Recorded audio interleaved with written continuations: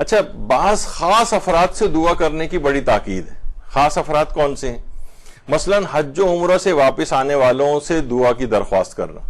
حج سے کوئی حج کر کے کوئی واپس آتا ہے، عمرہ کر کے کوئی واپس آتا ہے، تو یہ بالکل بخشا بخشایا واپس آیا ہے، یہ بالکل ایک لحاظ سے 0 میٹر ہو کر آیا ہے. تو اب اس سے اگر دعا کروائیں گے یہ بالکل پاک و پاکیزہ ہے کہ یہ گویا ابھی بطن مادر سے پیدا ہوا. اور بہت سی شباہتیں بھی ہیں اس میں کہ مثلا جب انسان بطن مادر سے پیدا ہوتا ہے تو اس کا سر مونڈا جاتا ہے، وہاں حاجی سارے سر مونڈ کر آتے ہیں. ایک جانور ذبح کیا جاتا ہے، اس کا بھی لیے بھی وہاں جانور ذبح ہوا تھا. تو بہت ساری اس طرح کی شباہتیں بھی ہیں اس میں. تو حج و عمرہ سے واپس آنے والوں سے دعا کی درخواست کرنا. بہت سی روایت میں یہ بات بھی آئی ہے کہ ربیع الثانی کی 10 تاریخ تک حاجیوں کے کوئی گناہ بھی نہیں لکھے جاتے، یعنی وہ والے گناہ کہ جو عام طور پر ظاہر ہے ساری زندگی اس سے گزاری ہے، بہت سے گناہ عادتاً ہو جاتے ہیں. یعنی اب یہ معنی نہیں کہ حاجیوں کو یہ بات پتہ چل جائے تو وہ ربیع الثانی کی 10 تاریخ تک گناہ کرتے رہیں جان بوجھ کے، یعنی یہ مراد ظاہر ہے کہ نہیں ہے. یعنی حج و عمرے سے کر کے جو واپس آتا ہے بہت سے نادانی میں بھول چوک میں اس سے گناہ ہو جاتے ہیں، تو ان سے دعا کی درخواست کرنا یہ دعاؤں کو قبول کرواتا ہے. حج کرنے والوں سے اور عمرہ کرنے والوں سے اس کی درخواست کرنا. اسی طرح سے بیماروں سے دعا کی درخواست کرنا. بیماروں سے بھی لوگ کہتے ہیں کہ بھئی بیمار لوگوں سے کہہ رہا ہوتا بھئی میرے لیے دعا کریں کہ میں صحت یاب ہو جاؤں. لوگ اگر بیمار کے پاس جا کر کہیں بھئی تم ہمارے لیے دعا کرو تو کہے گا بھئی میں تو خود زیادہ آپ کی دعاؤں کا مستحق ہوں. نہیں، بیمار کے لیے یعنی بیماروں سے دعا کی درخواست کروانا. اس پر بیماری میں رحمت خدا اس کے اوپر برس رہی ہے، اس کے گناہ مسلسل جھڑ رہے ہیں. بیماریوں کے الگ فضائل ہیں. انشاءاللہ کبھی ارادہ ہے اس کا. ویسے ہم اس موضوع پہ جو موت کے لیکچرز ہوئے تھے اور اس سے پہلے بیماری کا جو مرحلہ تھا تو اس میں اس کی بات بیان ہو چکی ہے. ورنہ بیماریوں کے بھی فضائل ہیں. آپ حیران ہوں گے کہ بھئی بیماریوں سے تو انسان اپنی دعا کرتا ہے کہ میرا پیچھا چھوٹے. وہ تو انبیاء بھی بیمار ہوتے رہے، ائمہ بیمار ہوتے رہے، اولیاء خدا بھی بیمار پڑتے ہیں. یہ تو رحمت الہی ہے. یعنی اس کو صبر و شکر کے ساتھ انسان اس پیریڈ کو گزارے اور علاج بھی کرے اپنا، لیکن اس پر رحمت خدا برس رہی ہوتی ہے. اس کے الگ فضائل ہیں بیماری کے.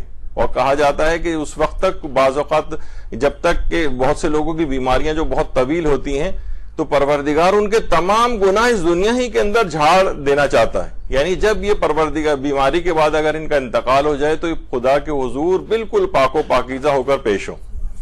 تو یہ اس کے خود فضائل ہیں. تو بہرحال بیماروں سے دعا کی درخواست کر رہے ہیں جو خاص قسم کے افراد ہیں جن میں حاجی اور عمرہ معتمرین یعنی عمرہ کرنے والے ہیں. اسی طریقے سے اس میں بیمار بھی ہیں. اچھا، عیادت کرنے والے مریض سے اپنے لیے دعا کروائیں، کیونکہ 3 روایات میں یہ ہے کہ مریض سے دعا کی درخواست کی جائے وہ قبول ہوتی ہے، 3 قسم کے افراد سے دعا کی درخواست کی جائے تو قبول ہوتی ہے. اور عربۃ الوثقیٰ میں بھی یہ بات ہے. اس میں ایک ہے حاجی جو ابھی ذکر ہوا، دوسرا ہے مجاہد جو کہ محاذ جنگ پہ جاتا ہے پھر وہاں سے واپس آ جاتا ہے، یہ جو جہاد کر رہا ہوتا ہے اس کی بھی دعا مقبول ہوتی ہے، اور بیمار کی دعا. اور یہ بھی روایات میں آئے کہ 3 آدمیوں کی دعا تو رد ہوتی ہی نہیں. اس میں ایک تو سخی ہے، ایک بیمار ہے، اور ایک توبہ کرنے والا ہے. اچھا، اب توبہ کرنے والا کون سا ہے؟ دیکھیے بہت سارے افراد ایسے ہم کو نظر آتے ہیں کہ ان کی زندگی پہلے کچھ اور تھی اور بعد میں توبہ کے بعد واقعی بدل جاتی. ایک عورت پہلے حجاب نہیں کرتی تھی، اب حجاب کرنے لگی، یعنی اس کی توبہ کے آثار بھی آپ کو نظر آ رہے ہیں. ایک شخص داڑھی نہیں رکھتا تھا، اب داڑھی رکھنے لگا ہے. نماز نہیں پڑھتا تھا، اب نماز پڑھنے لگا ہے. ایسا یہ توبہ کرنے والے، ان سے بھی دعا کی درخواست کی جائے تو وہ بھی دعا مستجاب ہوتی. یعنی جو افراد اس طرح کی زندگی گزارتا، لوگ عام طور پر ان کو سابقہ زندگیوں کے تانے دیتے ہیں، جبکہ حرام اور گناہ کبیرہ میں قرار دی گئی ہے بات کہ اس کو اپنی کسی شخص کے گناہ کو جس کی توبہ ثابت ہو چکی ہو اس کو پچھلے گناہ یاد دلانا کہ تم بھی تو یہ کیا کرتے تھے. بھائی وہ اس سے توبہ کر چکا ہے، اب اگر تم نے اس کا ذکر بھی زبان سے کیا تو یہ بہت بڑا گناہ ہو جائے گا. جب بھی کہا جاتا ہے نا کہ توبہ، حقیقی توبہ جو ہوتی ہے وہ دیکھیں عام طور پہ انسان پینسل سے کچھ لکھتا ہے، مٹاتا ہے تو تحریر تو مٹ جاتی ہے، لیکن اس کے اوپر اگر ذرا سا آپ دیکھیں تو اس پہ اثر باقی رہ جاتا ہے کہ ہاں یہاں پینسل دبائی گئی تھی. توبہ ایسی ربر ہے کہ نام و نشان بھی گناہ کا مٹ جاتا ہے، اس سے کوئی اثر باقی نہیں رہتا کہ آپ دکھا سکیں. تو اس کا اتنا گناہ مٹ چکا ہے کہ آپ اس کو سابقہ کوئی گناہ یاد بھی نہیں دلا سکتے. تو توبہ کرنے والوں سے بھی اس کی درخواست کی جائے دعا کرنے کی، وہ بھی انشاءاللہ قبول ہوتی. چھٹے امام جعفر صادق علیہ الصلوۃ والسلام فرماتے ہیں فرماتے ہیں اپنے بیماروں کی عیادت کرو، ان سے دعا کی درخواست کرو، کیونکہ بیماروں کی دعا فرشتوں کی دعا کے برابر ہوتی. دیکھیے فرشتوں کی دعا میں تو کوئی امکان ہی نہیں ہوتا کہ فرشتوں کی دعا غیر مقبول ہو، نہ ان کا کوئی گناہ کا کوئی تاثر ان کے اندر پایا جاتا ہے، سوائے رضا الہی کی کوئی چیز نہیں ہوتی. یعنی فرشتوں کی دعا تو لازمی قبول ہوتی ہی ہوتی ہے. بالکل اسی طریقے سے بیمار کی دعا ہے گویا فرشتے کی دعا ہے. بیماری سے انسان جب اپنے صحتیاب ہوتا ہے تو تمام گناہوں سے پاک و پاکیزہ ہو چکا ہوتا ہے. اب اس کے یہ معنی نہیں ہوتے کہ وہ تازہ دم ہو کر نئے سرے سے گناہ کی تیاری شروع کرے، بلکہ کہ سوچے کہ اس قدر مجھ پر رحمت الہی نازل ہوئی ہے کہ میں گناہوں سے پاک ہو گیا ہوں، تو اس کی دعا فرشتوں کی دعا کے برابر ہو جاتی. تو فرشتوں کی دعا کے برابر. اسی طرح سے روایت میں یہ بات بھی آئی ہے، پیغمبر فرماتے ہیں 5 دعائیں قبول کی جاتی ہیں. ایک ہے مظلوم کی دعا، یہاں تک کہ اس کی مدد کی جائے. حاجی کی دعا، جب تک کہ وہ واپس لوٹ آئے. غازی کی دعا، یہاں تک کہ وہ واپس پہنچے. بیمار کی دعا، یہاں تک کہ وہ شفا پائے. یعنی مستقل یہ افراد جب تک اس کے چیز کے اندر مبتلا ہیں یا اس منصب پر ہیں ان کی دعائیں مقبول رہتی ہیں. اور مومن کی دعا جو دوسرے مومن کی غیر موجودگی میں ہو. یعنی یہ واقعتاً یہ انسان چاہے کہ اپنے اب دعاؤں کی قبولیت کے لیے اب جتنی چیزیں آ رہی ہیں اس تمام چیزوں کو استعمال کرے.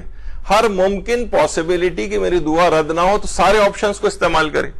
جتنی ابھی آپ کے دماغ میں ہوگا کہ ارے یہ تو حج کر کے آئے ہیں، اچھا یہ تو جو بیمار ہیں، اچھا یہ تو عمرہ کر کے آئے ہیں، اچھا یہ تو ان کی پہلی زندگی ایسی تھی اب یہ تائب ہو گئے. ان دماغ میں اگر آپ کے رہے گا تو آپ اپنی دعاؤں کے سلسلے میں سارے آپشنز کو استعمال کریں. ایک تو ہوتا ہے ہمارے ہاں رٹی رٹائی بات ہوتی ہے دعا میں یاد رکھیے گا، وہ ایک زبان کے اوپر ایک وہ ہے، بس ایک چڑھ گئی ہے ایک چیز، اصلاً وہ دل سے انسان نہیں کہہ رہا ہوتا. کہنا اسی طرح سے چاہیے کہ ان افراد کی تلاش کرے کہ جو بہترین. اسی طرح سے مسافر سے دعا کی درخواست کرنا یہ بہت اہم ہے. کہا کہ پیغمبر اسلام صلی اللہ علیہ وآلہ وسلم فرماتے کہ 3 دعاؤں کے قبول ہونے میں تو کوئی شک ہی نہیں. ایک تو مظلوم کی دعا، مسافر کی دعا اور اولاد کے حق میں باپ کی دعا. اس میں کوئی شک و شبہ ہی نہیں. تو اس لحاظ سے عام طور پر یہ ہوتا ہے کہ مائیں دعا دے رہی ہوتی ہیں لیکن انسان باپ سے غافل ہو جاتا ہے. باپ کی بالکل ایک الگ اہمیت ہے. باپ ظاہر ہے کہ اتنا زیادہ جذباتی قسم کا نہیں ہوتا اس طرح کے چیزوں، جس طرح ماں ایک جذباتیت کا مظاہرہ کر رہی ہوتی ہے عموماً اس طرح باپ نہیں کر رہا ہوتا. لیکن جیسے میں نے کہا کہ اس کی بد دعا بھی بہت اثر کرتی ہے، خواہ ایک دفعہ ہی کرے، اسی طرح سے اس کی دعا بھی اتنی زیادہ اثر کرتی. تو باپ کی دعا بھی اسی طرح سے لینے کی کوشش کرنی چاہیے، اور ماں کی تو سب واقف ہی ہیں. اچھا، بچے اور والدین سے دعا کی درخواست کرنا. لوگ سوچتے ہیں بچوں سے کیا دعا کی؟ نہیں، بچوں سے بھی. یہ تو اتنے پاک و پاکیزہ ہیں، یہ تو مکلف بھی نہیں ہوئے ہیں، یہ تو ہر قسم کے گناہ سے بھی پاک ہیں. بچوں سے بھی انسان اپنے لیے دعا کروائے. بچوں سے دعا کروانا اور والدین سے دعا کی درخواست کرنا. ایک تو یہ کہ والدین خود ہی سے ہی دعا کر رہے ہوتے ہیں، چاہے وہ درخواست کریں یا نہ کریں، خواہ کتنی ہی بدتمیزی اولاد کیوں نہ کریں، وہ ان کے لیے ہمیشہ دعا ہی کر رہے ہوتے ہیں. تو لیکن یہ کہ ان سے دعا کی الگ سے درخواست کرنا یہ خود ایک بہت اہم اور تاکیدی چیز ہے. یہ نہیں کہ والدین خود سے دعا کریں، یعنی دعا کی قبولیت کروانے میں یہ چیز ہے کہ ان سے آپ درخواست کریں کہ آپ کے لیے دعا کریں. پھر آپ کی درخواست پہ جو وہ دعا کریں گے تو وہ لازماً قبول ہوگی انشاءاللہ.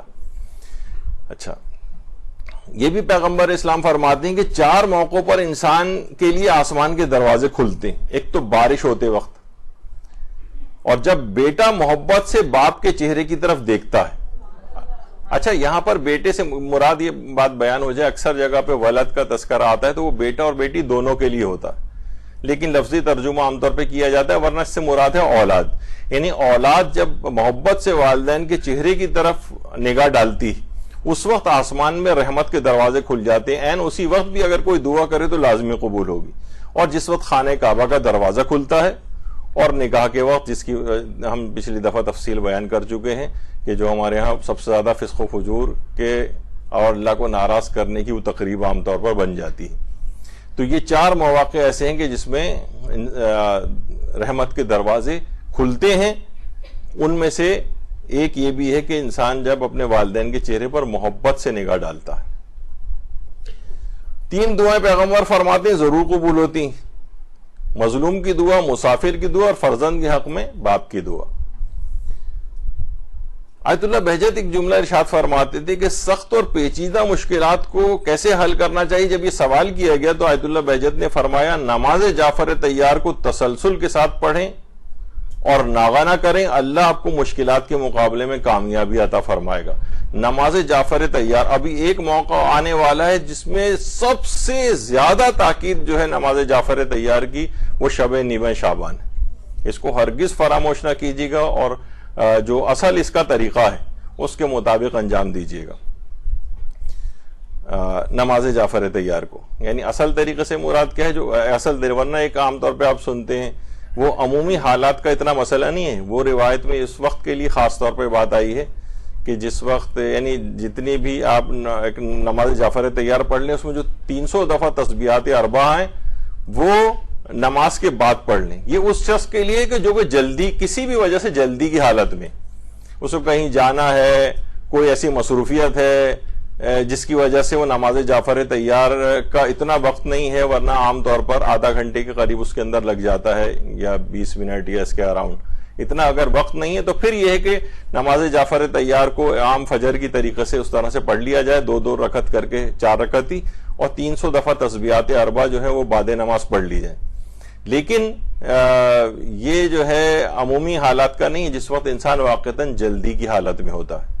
لوگ عام طور پر اس کو یعنی کہیں نہ جانا ہے نہ کچھ ہے اور بالکل اطمینان کے ساتھ گھر پہ بیٹھے ہوئے تب بھی اس طریقہ کار پہ عمل کرتے ہیں جو اتنا مناسب نہیں ہے۔ میں نے ایک دفعہ خود استفتاء آقا سیستانی سے کیا تھا تو وہاں سے یہ جواب آیا کہ جو طریقہ ہے اسی کے مطابق ہی نماز جعفر طیار کو پڑھیں۔ وہ جلدی والا ایک مسئلہ ہے، یعنی کہ بہت اگر جلدی اگر کسی کو ہے، بہت ارجنٹ کسی کام سے جانا ہے، اتنا وقت نہیں ہے کہ نماز جعفر طیار کو اپنے اصل طریقے پر صحیح طرح سے پڑھ سکے، تو اس وقت کے لیے فقط وہ مسئلہ ہے کہ تسبیحات اربعہ کو بعد میں پڑھ لے، ورنہ یہ ہے کہ اسی اصل جو مسنون طریقہ ہے اسی طرح سے پڑھے۔ تو سخت اور پیچیدہ مشکلات کو حل کرنے کے لیے یہ بھی خود ایک سمجھنے کے لیے نماز جعفر طیار خود ایک دعا ہے، یعنی اور ایک اور خصوصیت کے ساتھ یہ بات کہہ دی جائے کہ یہ جو شب نیمہ شعبان میں آپ پڑھیں گی نماز جعفر طیار، اس کے بعد شب قدر میں پڑھیں گی اور عمومی زندگی میں بھی اس کو پڑھنا چاہیے، تو آپ یہ والی نیت کریں کہ یہ جو نماز جعفر طیار میں پڑھ رہی ہوں تمام مومنین و مومنات کی مشکلات کے حل کے لیے پڑھ رہی ہوں۔ تو وہ آپ نے سن لیا تھا آیت اللہ محمد حسین طباطبائی والی بات کہ وہ اگر سب کے لیے، اس کا مطلب ہے آپ نے کروڑوں اربوں مومنین کے لیے یہ والی نماز جعفر طیار ان کی مشکلات کے لیے تو پڑھی، تو فرشتہ کہے گا یہی سب چیزیں آپ کو بھی حاصل ہوں، یعنی آپ کے اپنے حق میں قبول ہو جائے گی۔ تو اس نیت کے ساتھ پڑھیں کہ سب مشکلات مومنین کی حل ہوں، اس کے صدقے میں آپ کی بھی مشکلات حل ہو جائیں گی انشاءاللہ، اور یہ لازمی قبول ہو جائے گی کیونکہ دوسرے مومنین کے حق میں تو آپ کی دعا قبول ہونی ہی ہونی ہے، خود اپنے ہمارے حق میں ہمارے گناہوں کی وجہ سے اکثر قبولیت سے رہ جاتی، تو اس میں وہ والا چانس بھی نہیں ہوا کیونکہ آپ نے دوسرے مومنین کے لیے پڑھی، وہ لازمی قبول ہوگی، اور ادھر وہ فرشتہ آمین کہے گا کہ آپ کے حق میں بھی قبول ہو جائے۔ تو نماز جعفر طیار قبولیت دعا کے لیے حضرت زہرا سلام اللہ علیہ کی ایک دعا ہے، صلی اللہ علیہ وسلم، کہ پروردگارہ مجھے اس چیز کی جستجو میں نہ تھکا دینا جو تو نے میرے لیے مقدر ہی نہیں کی ہے، اور جو چیز میرے لیے مقدر کی ہے وہ مجھے سہولت اور آسانی کے ساتھ مرحمت فرمانا۔ بعض اوقات ہم اس طرف ہمارا دماغ لگ جاتا ہے جس میں ہمارے لیے مصلحت ہی نہیں ہوتی، ہم پیچھے لگ جاتے ہیں پروردگار بس یہی ہماری دعا قبول کر دے کر دے کر دے کر دے، اور وہ ہمارے لیے نقصان دہ ہوتی۔ تو حضرت زہرا نے یہ ہمیں دعا کا ایک طریقہ سکھایا ہے کہ پروردگار مجھے اس چیز کی جستجو میں نہ تھکانا جو میرے لیے مقدر ہی نہیں ہے، میرے لیے فرق میں فائدہ مند ہی نہیں ہے، میں بلا وجہ اس کے پیچھے لگا رہا ہوں، اور جو چیز میرے لیے مقدر کی ہے وہ مجھے سہولت اور آسانی کے ساتھ مرحمت فرمانا، یعنی اس میں سہولت ملے، وہ میرا دماغ اس دعا کی طرف راغب ہو جائے کہ جو واقعی مجھے تو نے عطا کرنی۔ تو یہ دعاؤں کے سلسلے میں بھی ان تمام چیزوں کو سیکھنا چاہیے کہ دعا کس طرح سے کی جائے، اور اس سلسلے میں جو مسنون اور یہ معصورہ دعائیں ہیں ائمہ معصومین کی ان کو دیکھنا چاہیے۔ سید ابن طاؤس نے اپنی جو کتاب ہے اس میں دو دعائیں نقل کی ہیں، فرماتے ہیں اتنی جامع ہیں یہ کہ ہماری ہر پریشانی کا حل ان میں موجود ہے۔ یا حیو یا قیوم برحمتک استغیث فاغثنی ولا تکلنی الی نفسی طرفت عین و اصلح لی شانی کلہ، یہ ہماری ایک پوسٹ بھی ہے، اس کے اندر بھی آپ دیکھ لیجئے گا. اور ایک ہے بسم اللہ الرحمن الرحیم، یا اللہ یا حافظو یا حفیظو یا رقیبو. کہہ رہے ہیں ہماری ہر مشکلات، تمام مشکلات کا حل ان دو دعاؤں کے اندر ہے. تو اگر یہ انسان اس میں رکھے. اور سید ابن طاؤس یعنی دعاؤں کے سلسلے میں کتنے اوتھینٹک عالم ہیں، ساری زندگی ان لوگوں نے اتنا زبردست اس سلسلے میں کام کیا ہے. اور علماء جو یقینی طور پر انہیں مراجع کہتے ہیں کہ جن کی یقینی امام زمانہ سے ملاقات ہوئی ہیں، ان میں سید ابن طاؤس بھی ہیں. تو یہ دو دعائیں ہیں. اچھا اب دیکھیے، پہلے یہ چیز بیان ہو جائے، پھر میں کچھ اور بھی چیزیں اس میں لے کر آؤں گا. کہ دیکھیے دعا میں تاخیر کی کچھ حکمتیں بھی ہیں. دعا میں تاخیر کی حکمتیں، وہ حکمتیں کیا ہیں؟ سب سے پہلے تو دیکھیے ایک چیز ہوتی ہے حکمت الہی. خود حکمت الہی یہ چاہتی ہے کہ آپ کی دعا فی الحال قبول نہ کی جائے. تو اب انسان وہ جو ہے نا کہ جو دعا کرتا ہے کہ پروردگار میں نے اپنے تمام امور تیرے سپرد کر دیے، تو اپنے بندوں کی مصلحتوں سے زیادہ باخبر، تو اللہ کے اوپر آپ چھوڑ دیں. یعنی اگر کوئی دعا آپ دعا کر رہے ہیں، دعا قبول نہیں ہو رہی، تو بالکل مطمئن رہیں کہ پروردگار کی کوئی حکمت ہے کہ دعا قبول نہیں ہو رہی. ایک ہوتا ہے نا کہ انسان بالکل اس طرح سے وہ ہو جائے کہ نہیں، ہر صورت میں یعنی پروردگار سے پھر وہ بدگمان بھی ہونے لگتا ہے، شکایتیں بھی کرنے لگتا ہے، ہم کتنی دعا کرتے ہیں کوئی دعا قبول ہی نہیں ہوتی ہے. بھائی حکمت الہی نہیں ہے ابھی، اس میں ہو سکتا ہے کہ ابھی فوراً قبول نہ ہو رہی ہو، تاخیر سے قبول ہو، یا کوئی اور مصلحت ہو اس کے اندر. پیغمبر اسلام فرماتے ہیں کہ اللہ کا ارشاد ہے کہ ہر وہ شخص جو میرے فیصلوں پر راضی نہیں ہے اور میری تقدیر پر ایمان نہیں رکھتا، میرے سوا اگر کوئی اور خدا ہے تو اسے تلاش کر لے. کتنا سخت بات ہے. یعنی اللہ ابھی فی الحال آپ کی دعا قبول، اس کا فیصلہ یہ کہ میں دعا ابھی آپ کی قبولیت میں تاخیر ہو یا قبول نہ کروں. تو کہہ رہے ہیں اگر کوئی اس پر یقین نہیں رکھتا، میرے فیصلوں پر ہی راضی نہیں ہے، تو اسے چاہیے کوئی اور خدا تلاش کر لے. یعنی اس قدر اس بات کی اہمیت ہے کہ اللہ کے فیصلوں پر دل سے راضی ہو جانا.